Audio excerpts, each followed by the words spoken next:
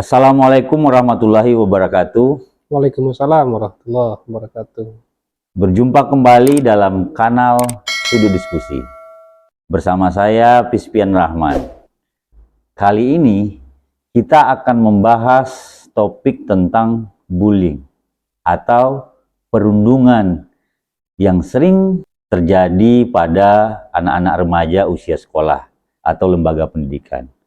Untuk membahasnya telah hadir bersama saya Bapak Jupriyadi, salah seorang guru BK. Terima kasih Pak sudah hadir bersama. Sama-sama, Ya. Mas Pian.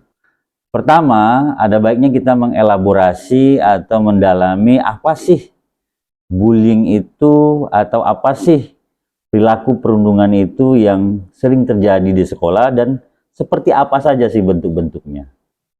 Untuk mengenal perundungan ini, Pak, jadi ada 3 kata kunci yang ingin saya informasikan gitu ya. Pertama, kekerasan ataupun penindasan. Yang kedua itu adalah perilakunya berulang-ulang, terus-menerus. Dan yang ketiga itu adalah dilakukan oleh yang punya relasi atau kuasa. 3 hal ini adalah yang menjadi kata kunci untuk memaknai sebuah bullying atau perundungan yang terjadi itu. Kemudian kalau terkait macam-macam perundungan itu, yang pertama adalah fisik, yang kedua adalah verbal, yang ketiga itu adalah relasional, dan yang keempat itu adalah cyberbullying. Iya. Kalau fisik kita sering melihat ada pemukulan. Kemudian kalau verbal ada kata-kata yang negatif yang sering kita dengar gitu ya. Kalau relasional ada pengucilan dalam suatu komunitas, kelompok gitu ya. Kalau cyberbullying ya inilah kita hidup di zaman sosial media, internet gitu ya. Sehingga ini juga sudah menjadi sebuah pemandangan khusus di cyberbullying ini gitu. Pak Jupriyadi, selanjutnya saya mungkin ingin masuk pada kasus yang mungkin di sekolah itu ada yang tidak terlihat, ada yang sudah menjadi kasus. Jadi bagaimana ini fenomena ini, bahkan mungkin yang tidak teramati itu justru lebih besar. Karena kita tahu kan, kalau ada korban atau saksi, belum tentu juga dia mau melaporkannya ke sekolah. Atau mungkin sekolah masih belum siap untuk merespon kejadian-kejadian seperti itu misalnya. Ya, sebelumnya kita harus lihat dulu gitu ya, bahwa memang perundungan ini tidak mesti terjadi di sekolah. Bullying ini bisa terjadi di mana saja. Meskipun anak-anak pelakunya atau korbannya itu anak-anak usia sekolah. Anak-anak usia sekolah gitu ya. Kemudian terkait fenomena yang dibilang tadi gitu ya. Saya menyebutnya fenomena perundungan itu fenomena gunung es. Bahwa yang terlihat, kasus yang terungkap itu bagaikan puncak gunung es saja yang sedikit itu gitu.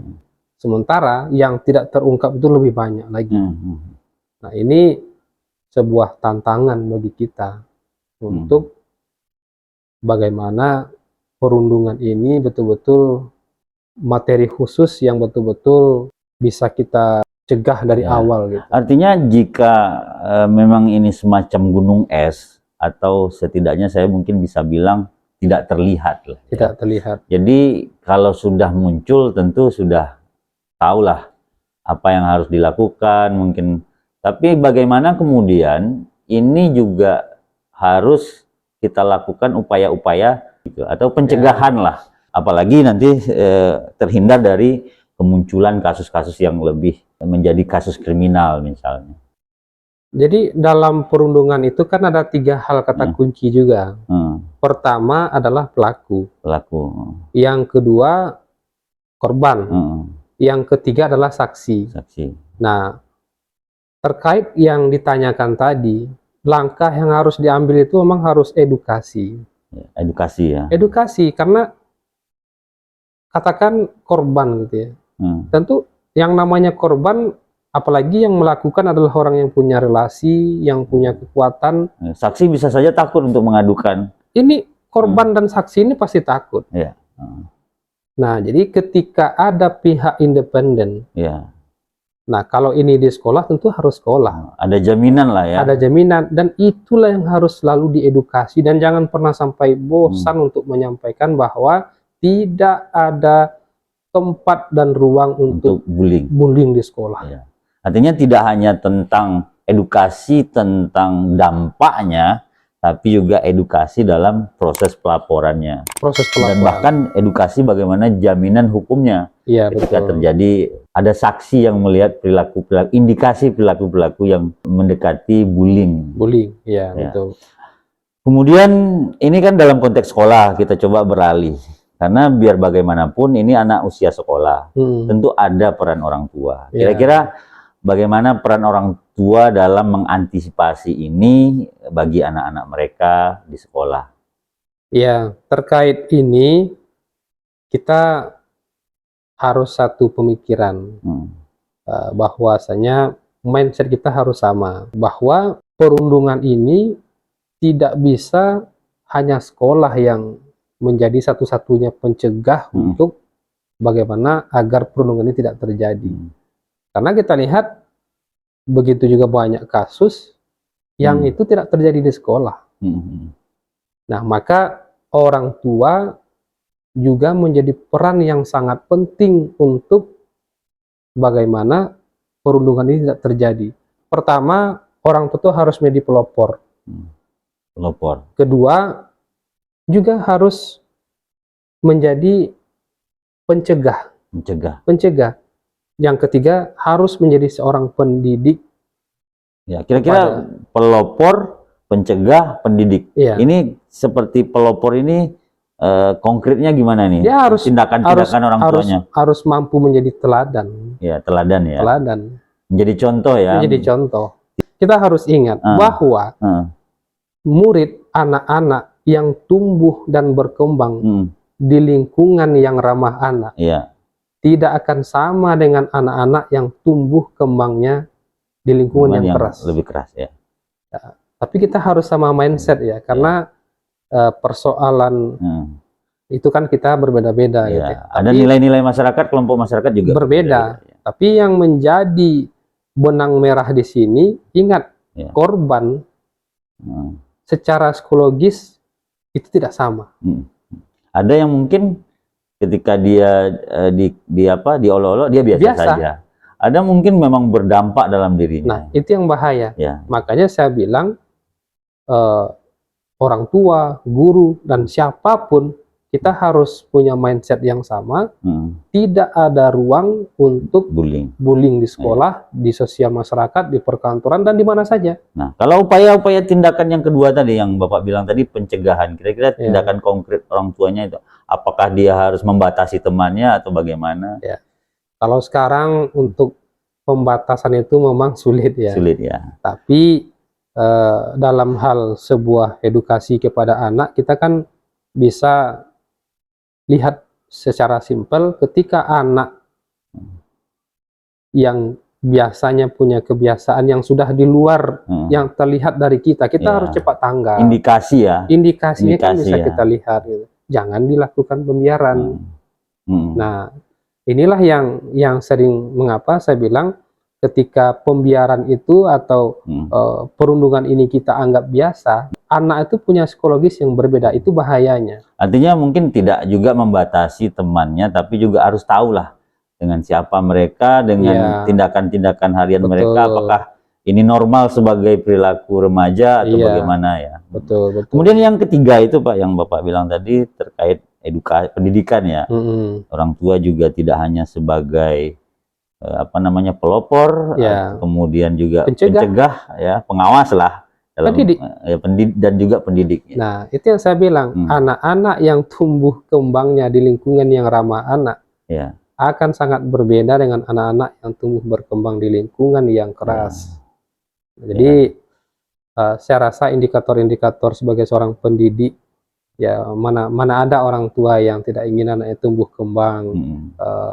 Itu kan sebuah hal yang udah sebuah kefitraan kita gitu.